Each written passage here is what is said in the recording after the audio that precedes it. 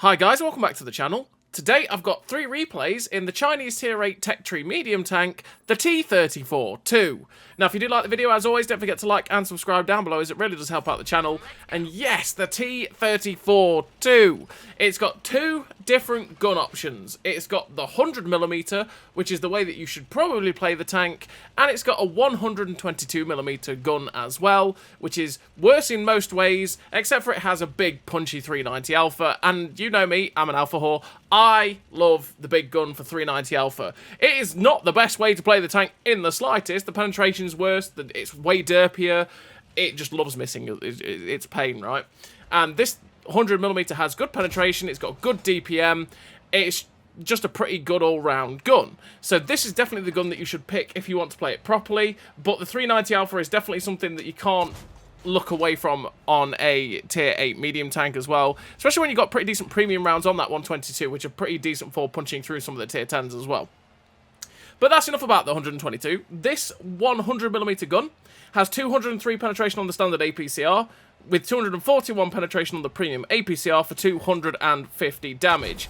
You do have 900 meters a second shell velocity on the standard AP, 1125 on the premium APCR, so the APCR is a little bit quicker than the standard round, so do bear that in mind. But the 250 Alpha is pretty nice. You've got an accuracy of a 0.29 with the build that I run, which again isn't too bad for the 100mm, but it does love to do, it's still one of those guns that's a bit frustrating and will just miss because RNG. And it can be a little bit frustrating in that regard. You've got 1.61 accuracy during movement and 0.8 accuracy during rotation, or 0.88, sorry, accuracy during rotation, sorry, which means that the actual aim circle of this tank doesn't get that big with the build that I have, which is very nice for the tank. Unfortunately, that is with gun stabilizer. You could drop the gun stabilizer to run the camo net to get the better camo if you wanted to, but the gun does become way, well, the gun bloom does become way, way bigger. One of the big downsides to the vehicle is you do have 5 degrees of gun depression, which can be pain in a lot of situations. It means you have to overexpose yourself on ridge lines a lot, and it means playing certain positions, especially even a position like this, can be pretty damn awkward, because you do have to overexpose to get the damage, which can just be a bit frustrating, leads to you taking damage that you really don't need to, and yeah, pure pain. You do have 499 meters of view range with the build that I have, which means that you do actually have very good view range, and you can spot for yourself really, really easily with this vehicle. And using the 2.8k DPM that I have with this build, it means that you can spot your targets, and because you've got 300 meters of still concealment as well, it means you can stay on spot for a little bit of time and just use the pretty good DPM to your advantage and just keep slapping the home rounds in. English is hard. But yeah. So what do I run in terms of current equipment on the T-34-2? Well, on the T-34-2, for both builds, I do run Born Leader, Rapid Reload, Sixth Sense, Situational Awareness, Camouflage Expertise, Silent Driving, Steady Aim, Snapshot, Run and Gun, and the equipment is Advanced Loader, the Gun Stabilizer, and Optics. Optics to be able to spot for myself, the Gun Stabilizer to keep that gun bloom down as much as possible, so it means that this gun is actually usable, and the Advanced Loader to have that pretty nice DPM that the T-34-2 has. And then the 3 gun perks again to make this gun somewhat usable, because let's say for a 100mm gun it is still a bit derpy and it does love to miss shots that can be a bit frustrating at times.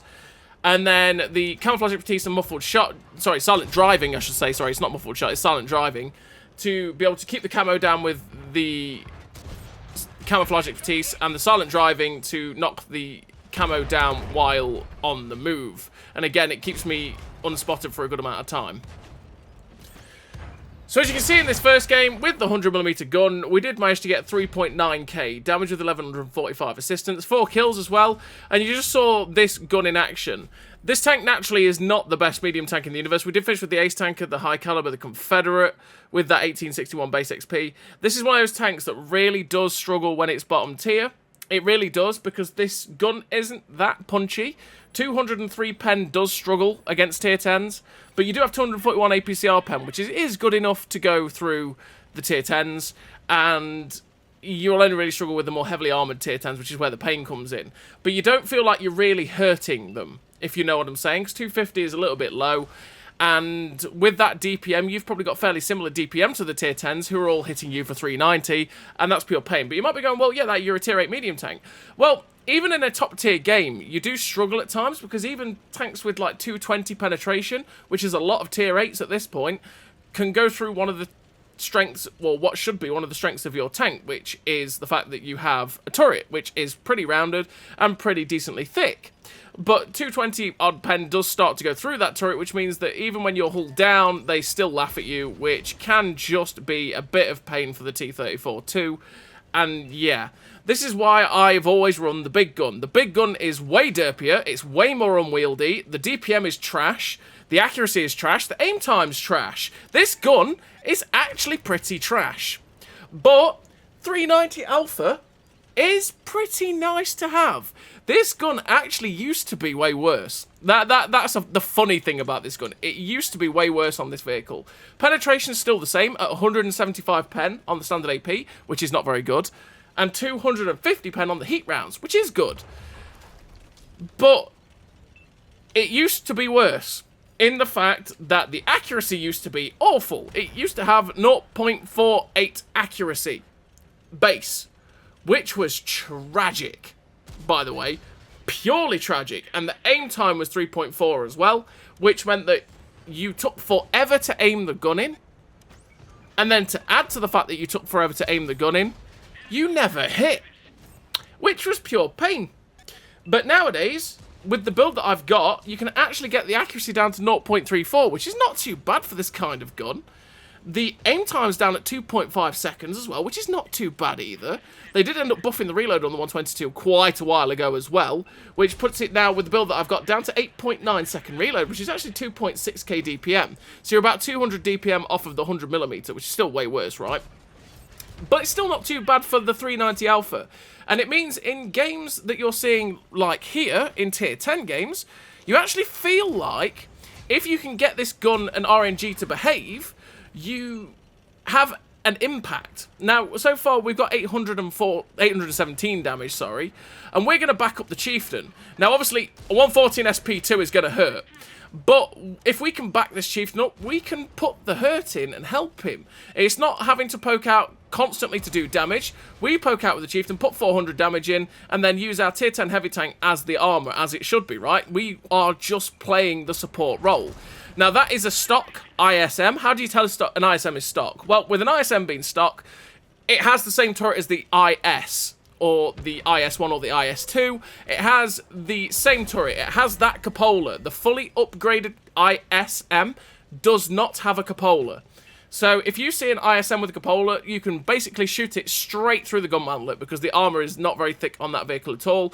And it, unfortunately for the ISM, it kind of takes away from the strength of the tank and the fact that you can side scrape like a beast. When it's stock, you don't have that power. But still, you want to be shooting through the gun mantlet if you can. But we're now with advanced, and it's like, hello, Mr. Conway, you have a very slow turret traverse. Plus, that is the big gun on you, isn't it? Yes, that's the big gun on the Conway, which means it doesn't have a fully traversable turret. So we just keep ourselves to the rear of that vehicle so that he can't turn his turret and turn his tank quick enough to get round to us, and we finish him off. We actually take a hit from the medium tanks at D4, which is really quite sad, and we're quite lucky probably to be alive. But now we're up behind the 705A, we can put shots into his back end. Even with 175 pen against the back end of a 705A, if he angles ever so slightly like that, it really actually starts to become a pain to pen. But 705A is one of those that... Oh, we get the kill as well. That was in the nick of time. Yeah, 705A is one of those that even firing the heat rounds, if we get him in... That is a bit of a problem with the T-34-2, and it's a similar problem to something you might have in a King Dragon, right? And that is that 175 to 200 pen is not enough to go through something like a 705A. It's not enough to go through some of the other tanks, right, that are Soviet. And the problem is that your AP round won't go through them, and when you get to the 250 heat pen, you're going, well, I've got 250 pen, I can pen that, right? No, because spaced armor and heat rounds don't like spaced armor, and you end up just ricocheting off of, or getting your shot absorbed, sorry, by spaced armor, which can be pure pain, which is why I still say this gun is not the gun to pick, but it's the one that I definitely enjoyed playing, and I've had some pretty good games with it as well, just because I like the alpha, and that sort of playstyle is more me than the more higher DPM, lower alpha kind of tanks. But yeah, with this gun as well, you do end up suffering worse shell velocity on the standard and premium as well. So naturally with the other gun, we've got 900 meters a second on the standard AP, 1150 on the premium APCR, right?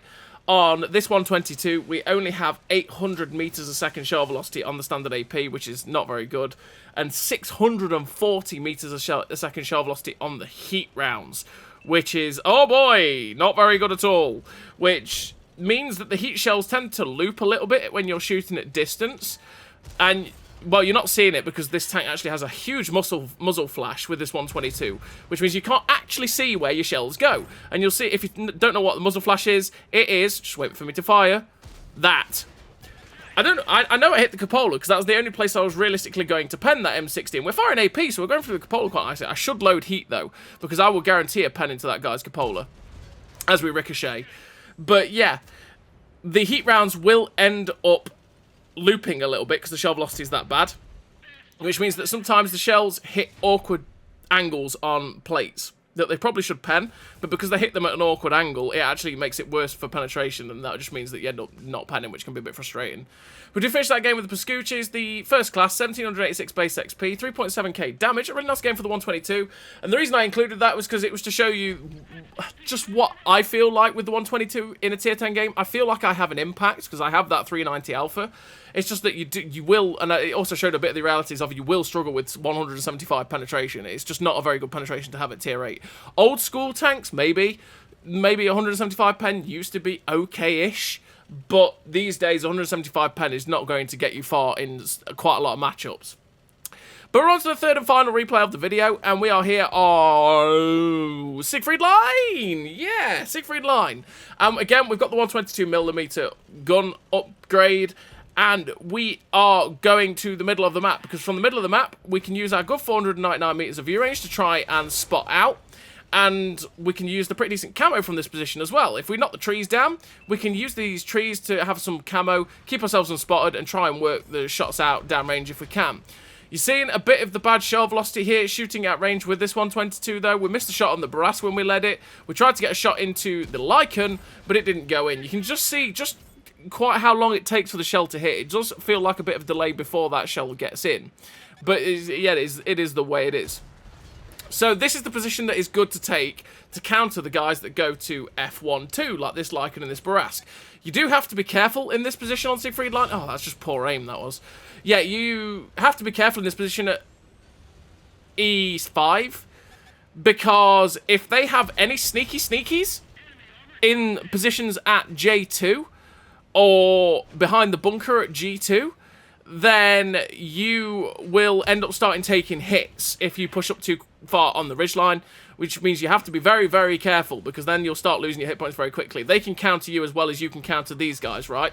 So it's all about that. And if you start taking a hit from the bunkers in the distance, the best thing to do is just give up the position and go try something else, because you'll probably just end up bleeding hit points and dying, and it won't end well for you, especially if there is like very, very sneaky tanks. So say you're in a tier 10 medium, which could be quite good for this, which is good for this position, but you end up knowing there's Tyrans out in that field, like around where the Dragon's Teeth are over there, or in the bunkers. You may as well just give up the position, because you're never going to spot them. They'll farm you for days, and you're just giving yourself up for a position. You may as well take the hit, run away, right? We're up to 2,075 damage so far with 3 kills and 1,300 assistance. We're just looking for the shot into the Alpine Tiger, and we've just seen the VK. Mr. Alpine Tiger, did we just watch our VK 3006H? Well, 3601H. We'll get there in the end. Die by driving across this field. And we thought, yeah, I like that idea. Death! Why did we just turn into Theoden King? I'm sorry. So, yeah. We're farming the Alpine Tiger. Unfortunately, yeah, we ended up, like, tracking him. But we're just going to finish him off. Good night, Mr. Alpine Tiger. Yeah, I have no idea what that guy was thinking. He watched his German heavy tank do that, right? And he still decided to do that. Sometimes you just got to watch what your teammates do. If your teammate does something stupid and dies, you should probably not do that.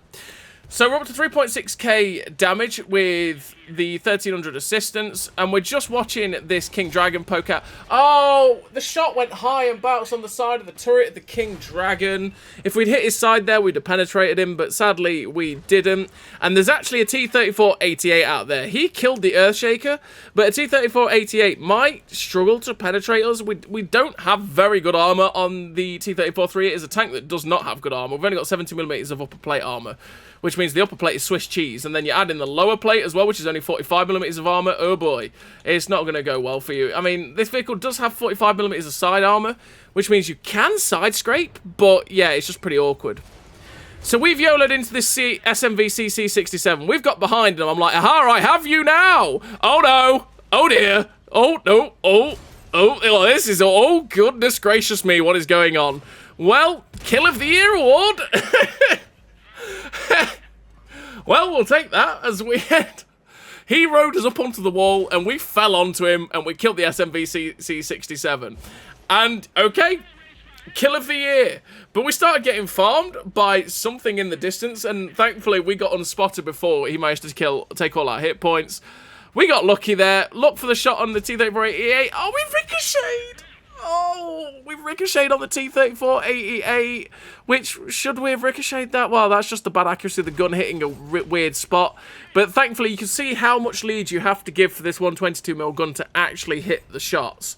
You have to give a lot of lead. This is not a gun for the faint-hearted. It really ain't. We're up to 5 kills. And I really want a top gun. There's the Earthshaker, and there's the Rover. It's like, hello, Mr. Rover. You were farming me a second ago.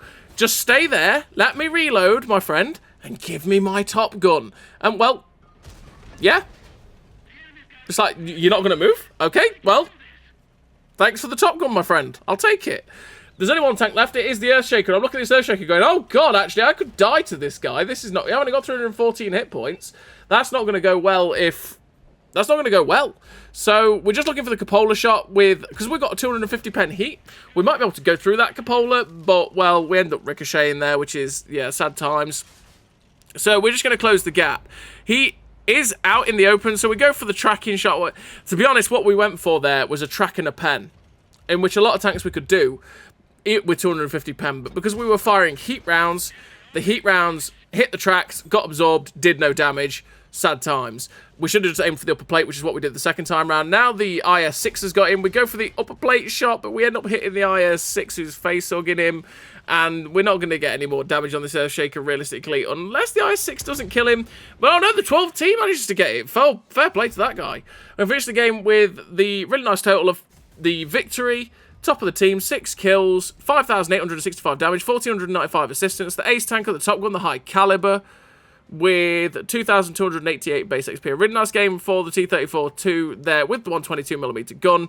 And yeah, you've got the choice of 2 guns on this vehicle, but realistically, you're always going to pick the 100mm. It's just if you think you can get the most out of that 390 Alpha on the 122, you can have quite a lot of fun with it. It's just, it is an atrocious gun, and I'm never going to sugarcoat that. So as always, everybody, thank you very much for watching, and I'll see you next time.